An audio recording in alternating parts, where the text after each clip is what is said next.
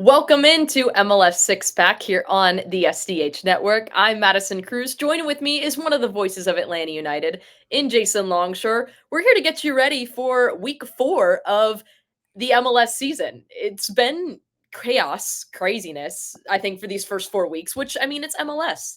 You know, it makes sense. So, really excited you all are here to listen. You also can listen to us on the Odyssey app as well on Off the Woodwork, a new place to bring in some more viewers to come listen to more content here on the SDH network. We welcome you. Come join us and all of the chaos that we do here on the SDH network. But getting ready before we get into this week, Jason, what were some of the things that stuck out to you looking back at week 3?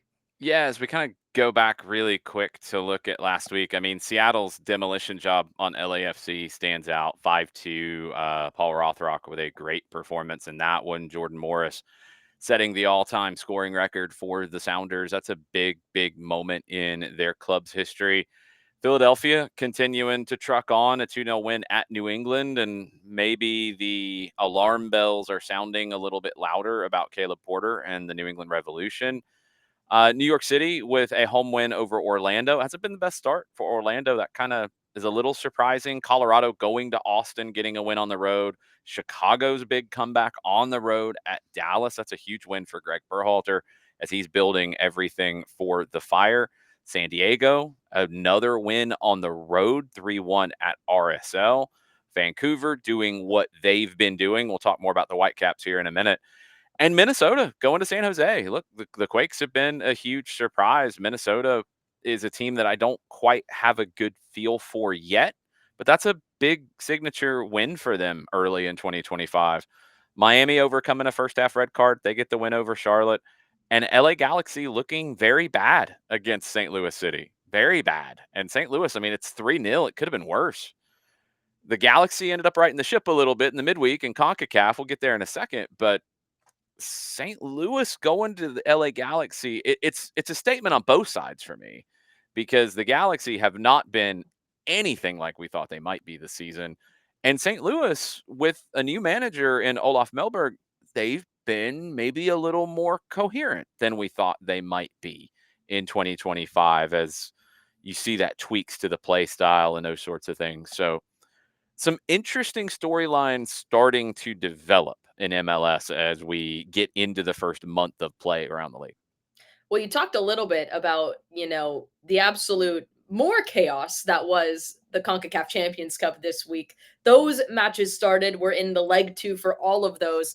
Let's go ahead and go through some of the results that we saw throughout the week. Number 1, Seattle Sounders were knocked out of the Champions Cup. Cruz Azul beat them 4-1 in leg 2, is an aggregate of 4-1 because the first leg was Yeah, a 0-0 draw. yeah, it's a little harsh in terms of how that looks for Seattle. It was 2-1, and they were one goal away from going through in the 75th minute. It's two late goals for Cruz Azul that put things away. It's tough to go to Mexico, and you have to make the most of your home games wherever they fall in these series. Seattle had it at first at home. They did not get any goals on the board. They drew scoreless. It's always going to be a tough road for them. They kept it close. They were close. Last 15 minutes, you're within a goal of going through, but ultimately it gets away from you. And that was the story for another game that night too.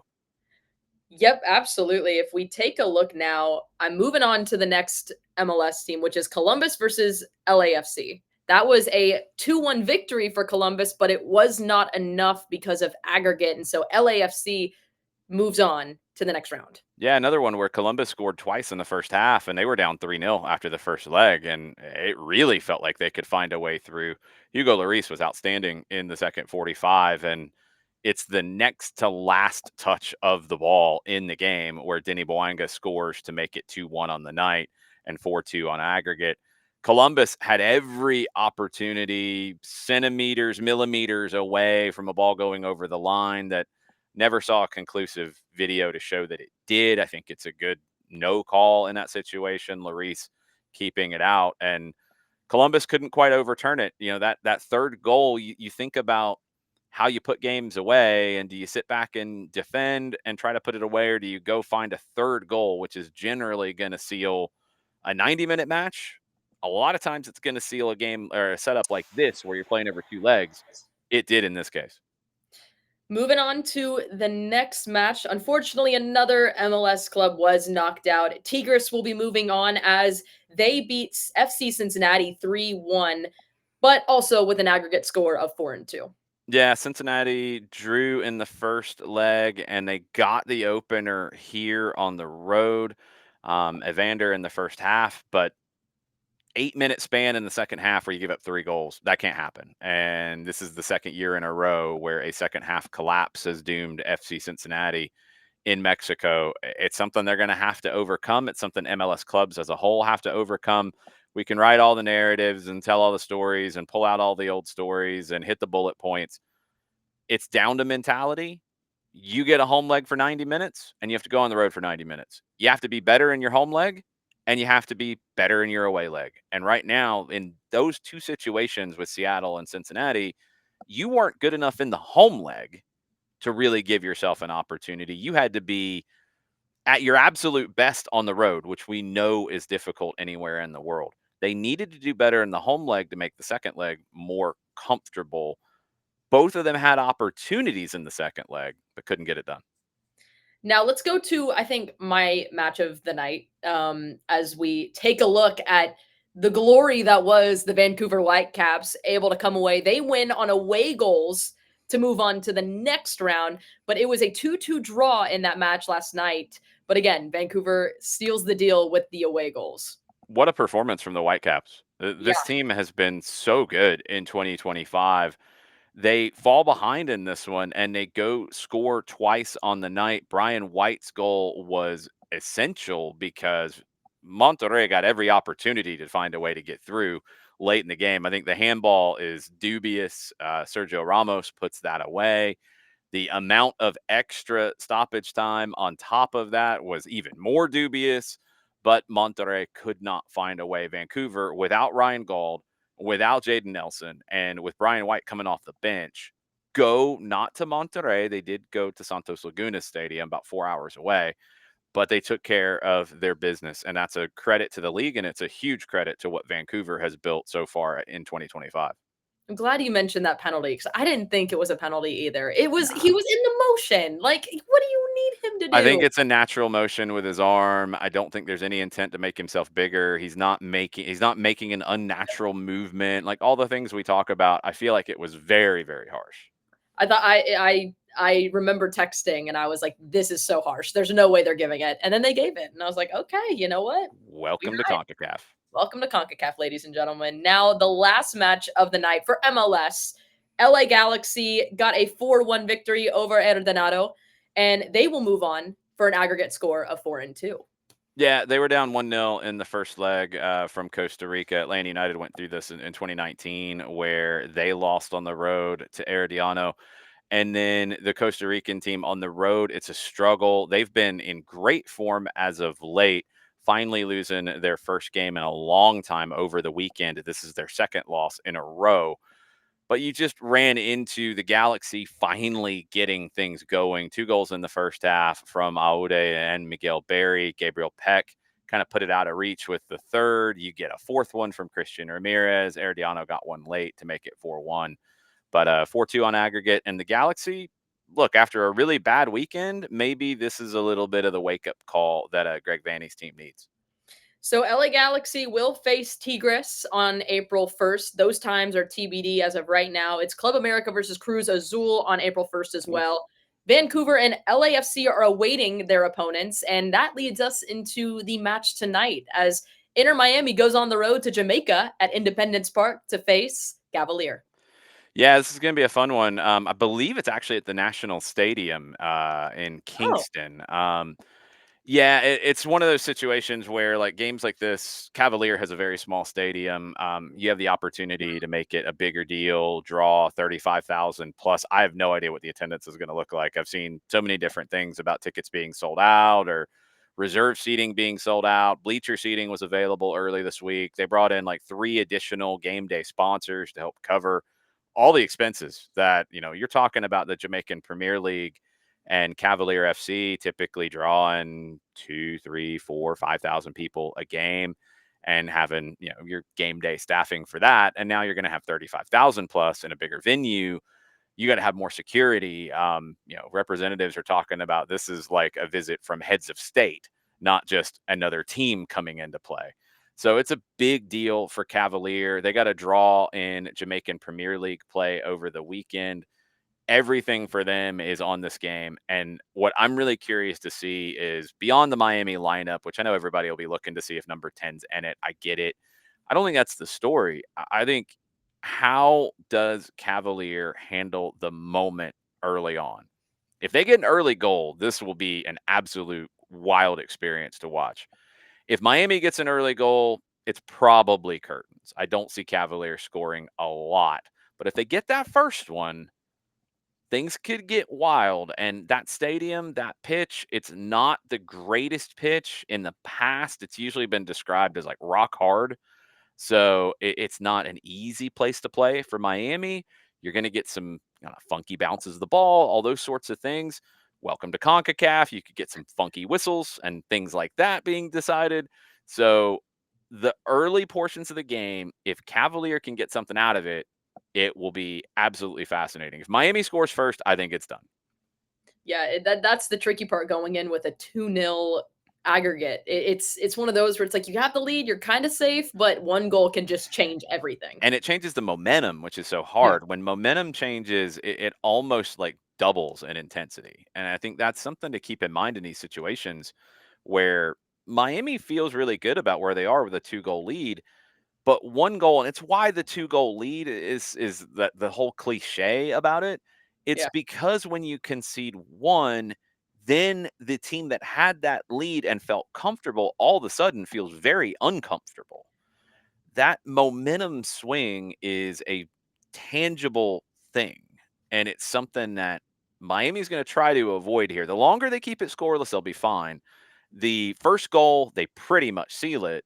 But if they concede, this is a group that understands pressure and has dealt with pressure, and you got guys who have done this, it, you know, all the time in their careers. They're not going to freak out, but you get 35, maybe 40,000 people screaming and going crazy, and it's the biggest game in the lives of some of these players for Cavalier FC. That's not easy for anybody to deal with. So they don't want to open that door. If Cavalier opens it, then we've got a really interesting fight on our hands. If Miami keeps it scoreless and kind of manages that momentum well, they'll be fine. That is at 8 p.m. tonight. You can watch that on Fox. It is the round of 16, Cavalier versus Inter Miami. Now, as we move past that game, as we get ready for Saturday, March 15th, a whole new week of MLS is dropping. We'll go ahead and start at 2:30 p.m., and that is the New York Red Bulls versus Orlando.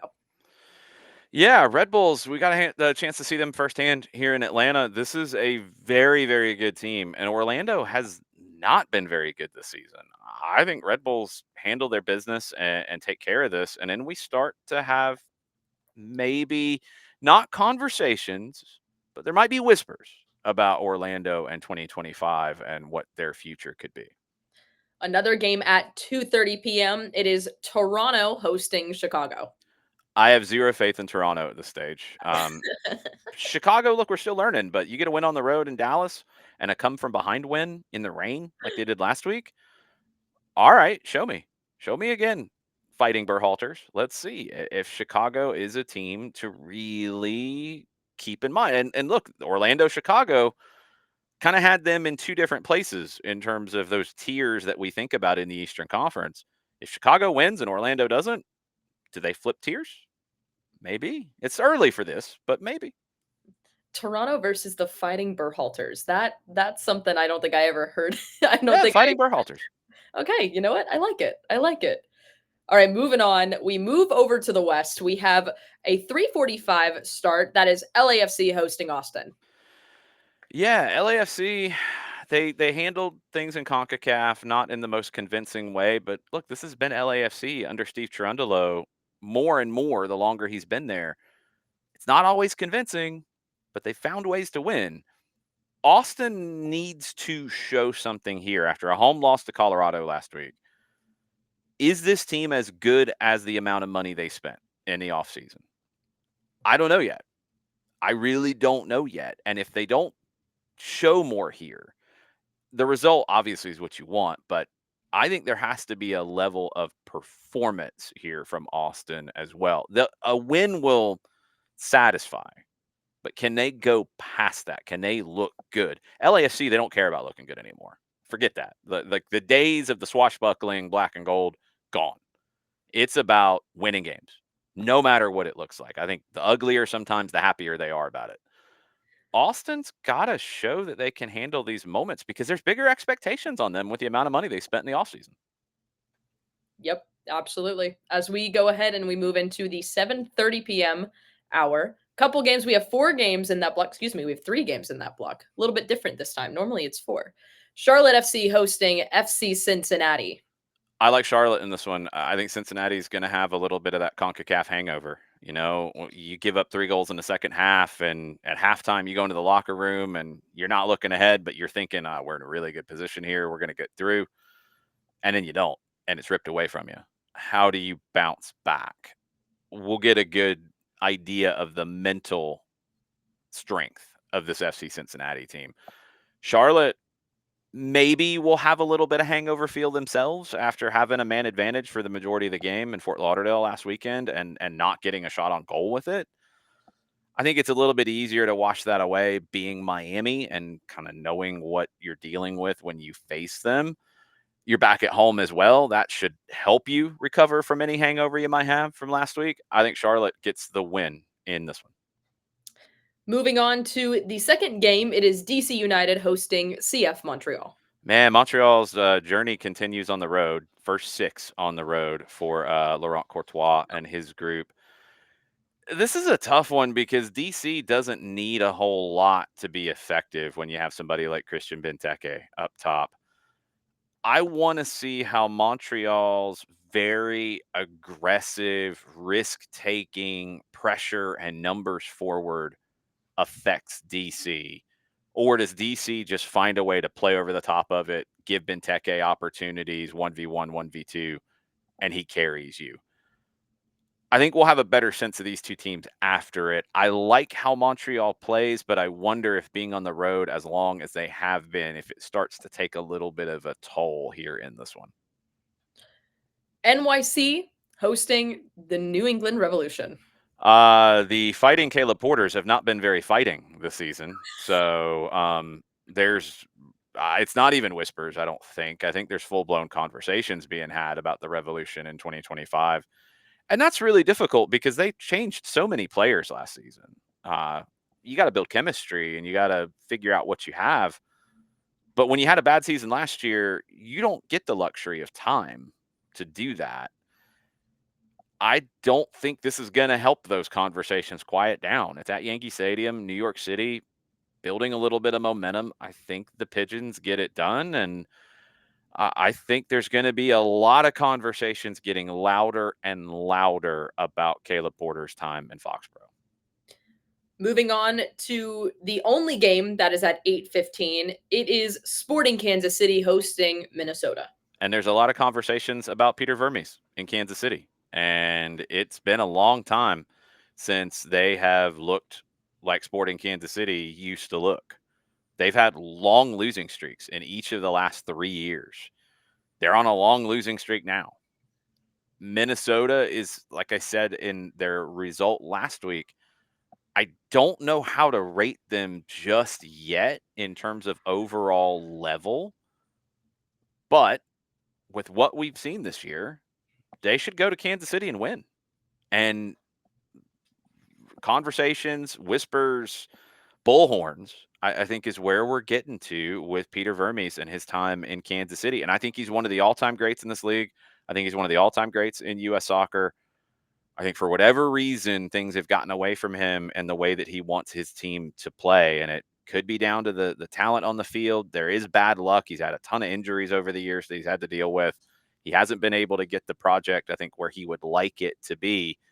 But just like I said about Caleb Porter, when you've had a run of bad results for a while, you don't get the luxury of time to sort it out. And like Dejan Joveljic is a great addition for Kansas City. you don't get time to integrate him. You got to go find results now. Can he fix it starting this week? Yeah, I absolutely think he's capable. I don't know if he does, though.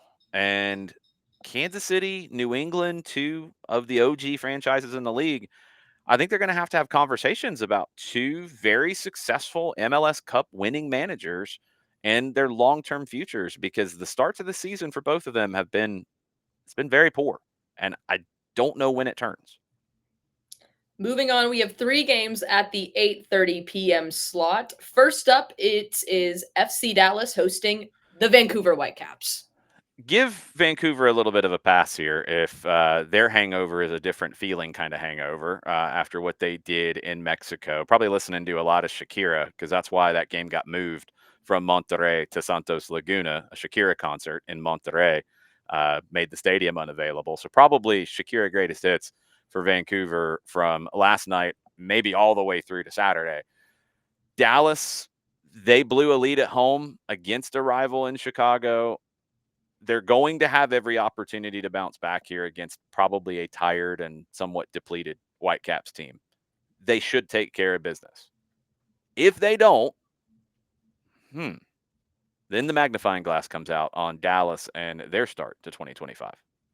A lot of games are being looked at through a It's where huge you get 4 microscope. weeks in, right? Yeah, You start to absolutely. have a better sense of these teams, and narratives start to develop, right or wrong, fair or unfair. They start to develop, and this is why the general managers, the presidents, the CEOs, the sporting directors, it's why they get paid the big bucks, because they have to waft through narrative, emotion, feel, reasons. I people will say excuses. I don't like to get into that, because there are absolute reasons for why some of these teams have not started well, or what's going on, and that's the job of the people who make those decisions. And you can't fault them for being careful.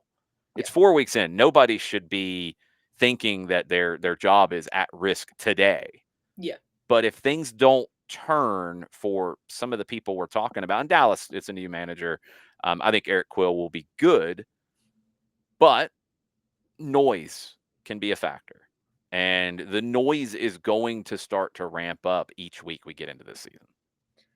Up next, we got Houston hosting Salt Lake. Yeah, this is one that I don't know what to expect out of this. Houston is a team that I feel like is missing a piece. Salt Lake is a team that moved on from a lot of pieces after a really good first half last year. And I don't think either one has quite gotten to where they want to get to. It's two guys who know each other really, really well, and Ben Olsen and Pablo Mastroeni. And I think they're not exactly mirror images of one another, but there's a lot of similarities between these two teams. It's one of those that I think will be a very tight game. I think it'll be a very entertaining game for the neutrals. It's one that I'll have my eye on in the 8:30 window for sure. Houston at home, that should give them advantage. I think the Dynamo find a way, but I think it'll be very tight. Listen, you were not very happy with the Dynamos a week or two ago. Very disappointed in the Houston Dynamo against Inter Miami. Very, very disappointed. Me and Jarrett Smith talked about that in last week's episode of MLS Six Pack. Very disappointed in that one. It's all right. It's all right. We breathe and we move on. We move on. Yes. New week. New week. Yes. We have St. Louis hosting the Seattle Sounders. Sounders might have a hangover too, as we talked about from CONCACAF. It's a disappointing way to go out for them. They've got injuries now with Paul Arriola, maybe others, but Arriola could be done for the season. It's going to be hard for them to go to St. Louis and get something out of it. You're going to have to ask the kids to really have big performances. I think St. Louis will have some momentum. I'm expecting a St. Louis win. Moving on, 2 games at 10:30 p.m. We have San Diego hosting Columbus Crew. Really interesting one here, because I think there are some similarities in what Mikey Veras and Wilfred Nancy want to do, and maybe more importantly about like kind of how they want to attack a little bit. Um, Columbus is a team that is more about the collective. I think San Diego is a team that's more about the collective, although both teams have some outstanding, talented players who can win games on their own. I think it's more about the idea. of the way that they play. Columbus is one that I don't feel like will have that disappointing hangover aspect after CONCACAF because, look, if you're down 3-0 and you come back and you fight the way that they did and you get 2 goals in the first half and you make a series of it, Yeah. there's a lot of positives to take out of that. I think there's more positives for them than for a Seattle and for a Cincinnati. So they'll be right back on who they are and what they do. And San Diego, now, I think maybe the question for them after we've seen them look so good in 2 wins on the road, can they do it at home? Because it's it's easier to win at home, but there's different pressure in playing at home. And when you're a new team and you're trying to please a fan base, and do the does San Diego maybe get outside of that comfort zone and play a different way? I think Columbus on the road, been there, done that. They're not worried about it. I I will be really anxious to see how San Diego handles the pressure of playing a top team at home in their building in front of their fans and how they handle it. Last match of Saturday, 10:30. It is San Jose hosting the Colorado Rapids. Colorado going to Austin, getting a win last week, really reinforced a little bit of how I feel about Chris Armas's team. I think they're very good. San Jose, we thought they were very good. Well, we didn't think they were very good. Then we thought they were very good. Now we'll find out. Colorado's a better team, I think. I think they're a little bit I more complete team. I think at home, that's going to give San Jose an edge. I feel like probably the draw is the safer play here out of this one. If Colorado can go and get another win on the road against another Western Conference team, and with the Paul Arriola injury in Seattle and Galaxy looking shaky to start things, LAFC has been LAFC. I feel like the power structure in the West is actually kind of interesting. And Colorado, if they win back to back on the road, they might be pushing their way into that top tier and into that power structure in the Western Conference. San Jose was, edging at it, but then they got kicked back. Does Colorado knock that door over for a while? I think they might. I think they go and get a win. I think Colorado is going to be a team to really watch out for this season. I have them very, very close top in the Western Conference, especially as it continues on. But continuing on with the schedule, we have 3 games on Sunday, March 16th, starting at 2:25. This one might adjust because it is also on Fox as well, but it is Philadelphia hosting Nashville. Nashville has not been good. They found a team in the schedule last week that was worse in terms of being Portland. We'll talk about them in a second. Nashville, I didn't think was great in that game, but they beat Portland after having 2 penalties saved in the first 20 minutes, which is crazy. I do not expect them to go to Philadelphia and get anything out of that game. The Union have way surpassed expectations so far in 2025. Can they do it the whole season? Look, we're going to find out. Bradley Carnell had great success in St. Louis in year 1, hit a ceiling. Is that going to happen with the Union? I don't know. I'm not sure yet. I think maybe he's got a little more to work with in Philadelphia. But can they play the way that they're playing for a long period of time? Jury's still out. Can they do it against Nashville this week in Chester? Yes, and the Union win. Moving on, 4:45. Mentioned them already, but the Portland Timbers hosting LA Galaxy. I Weird mean, the one. Galaxy should have some momentum after Yeah. scoring 4. Do they? I don't know. Are they tired? Maybe. This isn't a super deep team at the moment with the injuries that they're battling. Portland has to feel a little bit backs against the wall. And, we put the fighting Phil Neville's into the same category as the fighting Caleb Porters and maybe the fighting Peter Vermeeses. I mean, you're talking about a manager in Phil Neville who I think has been unfairly treated in the way that his teams have been talked about. And this goes back to his time in Miami. I feel like there was a very negative perception of him when he walked in the door that was unfair. I think he did really well to get Miami into the playoffs when they didn't have any talent. I think he did as well as you could possibly do in the first half of the season when Messi joined in the summer and they were keeping every bit of allocation money they could find under a couch, like in a bag, not letting him use it to make that team be anything in the first half. And he had them competitive. I think he had Portland competitive last year until the wheels fell off. the wheels aren't back on the car right now, and he's going to have to find some lug nuts. I don't know if he's got any lug nuts. This is a team that, you go out and you get DaCosta and you bring him in to replace Evander. Well, so far he's not Evander. Okay. You had issues at goalkeeper. I think Pantemis is going to be the guy. He should be the guy. Maxime Crépeau is not who he used to be. All right. Maybe you lucked your way into an answer there, but Portland should be feeling a ton of pressure in this one. And the Galaxy, maybe you're playing with house money if you don't get anything out of this game. Maybe they come in there a little fat and happy and just thrilled to be moving on in CONCACAF, and Portland can take advantage. I think Portland has to take advantage, or Bullhorns are coming out in Oregon. Alrighty. Drum roll, cue Thunderstruck by AC/DC, whatever you want to cue. Let's get ready, because 7 p.m.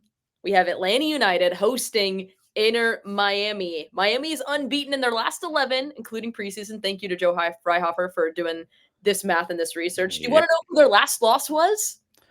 Atlanta. You guessed correct, because it's the rematch. Biggest MLS upset ever. Yep, it's big, and I think it's going to have a big game feel on Sunday night. I think it's hard to really dig too deep into it after, without seeing the CONCACAF Champions Cup game for Miami that we're recording this before that game. So, make sure you watch Training Ground Dispatch tomorrow. We'll have more thoughts on Miami and what to expect. Miami's very good. And I think what jumped out to me is I was looking at Miami for Atlanta Soccer Tonight this week. The player who's played the most minutes for them this season is Sergio Busquets. The player who's played the second most minutes is Luis Suarez. The player who's played the third most minutes is Jordi Alba. Messi has not played that many minutes. But the other three guys, who are all legends in their own right, have been playing consistently in every game for Inter Miami across all competitions. Sunday will be their 8th competitive game of 2025. It'll be Atlanta's 4th. Minutes add up, and you hit a wall at some point. Is that here? Is that tonight in Jamaica? I don't know. I don't know yet. But this is a group in Miami that is better than they were last year in terms of talent on the roster, in terms of depth, in terms of age of contributors. I think this is everybody got a year older, but I think you added some key contributors that are younger in this group, and that's going to be really important for them going forward. I think this is a very, very good Miami team that can win without Lionel Messi. They did last year too, by the way. I think the question will be in this one, because last year, remember, you're in a playoff situation. Atlanta was a different team at that point in the way that they were playing games because of the talent that they had available. Rob Valentino had to make some decisions, and I think he sacrificed maybe the aesthetics for the functionality. That's not where Atlanta is now, and it's not where they should be. This is an Atlanta team now to start 2025 that is trying to establish an identity, trying to create an identity under Ronnie Deila. And I think you heard from him after the match last week of what he wants to see from his team and what he's going to be looking for this week. He wants to see them be dynamic. He wants to see them switch the point of attack. He wants to see those fullbacks, and Brooks Lennon is expected to be part of this. He wants to see them get high up the field. He wants to see his Atlanta United put a ton of pressure on Inter Miami, not sit back and soak up pressure and break them on the counter. He wants Atlanta to take the game to the team that was the best in the regular season last year ever in MLS history, and the team that has started this year the best in all competitions. It's a big ask. And we're going to know a lot more about Atlanta United after these 90 minutes on Sunday. I don't know what we're going to see from Miami yet. If they have to fight in Jamaica and scrape through that one, maybe they don't have the same feel. If they have an easy day, maybe you have guys that are very fresh for Sunday. I do think you're going to see some of those veterans who have played a ton of minutes hit a wall here very soon. And that could be on Saturday night, especially with the onslaught of the way that Ronnie Deila wants his Atlanta United to play. When you're tired and you're older and you're at a breaking point, that could break you. see if it does. The other thing, and this has been the missing element for Atlanta United in 2025, is that quality in the attacking half and specifically in the final third. And you could break them physically, but not be able to put them away.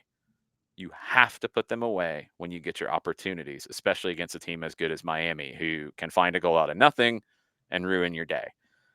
I cannot even think about a prediction until we see Miami play Cavalier tonight. And I honestly can't even think about a prediction until we see the lineups on Yeah. Sunday. But I think it will be the spectacle that Major League Soccer and Apple TV wanted when they created Sunday Night Soccer. I think this is going to be the first real big game feel for that new kind of signature moment each week for Major League Soccer. I think this is going to be the one that we remember and look back at like, oh, yeah, that was where it felt like a big deal. Yeah, this game match on Sunday, it's gonna be a ton of fun. Mercedes-Benz Stadium at 7 p.m. It's gonna start maybe a little bit after 7 p.m., but myself and Abe Gordon will have the pregame show on 92.9 The Game. That will start at 6 p.m. And then Mike Conti and Jason Longshore will take over at 7, get you ready for a 7:05, 7:10 I think kickoff. it's more like 7:15 if I'm not mistaken. 7:15 then. Never Yeah. mind, I I lied. think. I don't know yet. Around a little bit after 7 is when we were expected to kick off at the Bend. So it's going to be a ton of fun. It's going to be insanity and it's going to be crazy. But we'll have a lot more content leading up to this game, especially since there's so a lot we don't know about. Keep an eye out on SDH Network social medias. We'll have Training Ground Dispatch up tomorrow to recap everything we saw in training this week and get you ready for Sunday's match. Thank you so much to everyone listening on Off the Woodwork. Come check out everything we're doing on the SDH network and as we get ready for Atlanta United versus Inter Miami. But once again, thank you guys so much for listening to MLS Six Pack this week, and we'll see you guys next Thursday.